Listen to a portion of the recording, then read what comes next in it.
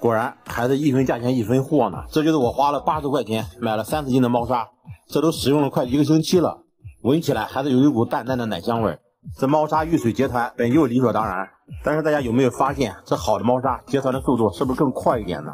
说实话，这么贵的猫砂我都不舍得浪费了，也就简单的给大家做一个小测试。可以说这结团的速度和包裹性真的要比普通的猫砂好太多了，不仅是具有奶香味，关键是还没有灰尘。但凡养过猫的朋友都应该知道，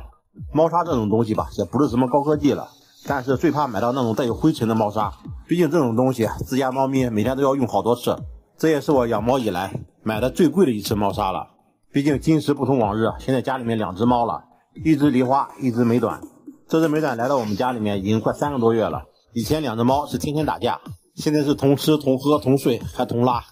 真的是为了避免房间里面有异味，所以说才选择这么贵的猫砂，价格确实比我们平常买的要贵一点，也算是物有所值吧。就是这个9毛的混合猫砂，矿石加豆腐，一包是2.5公斤，真的是花了80块钱，一次性买了6包，一共是30斤。使用完之后可以直接倒入厕所用水冲走。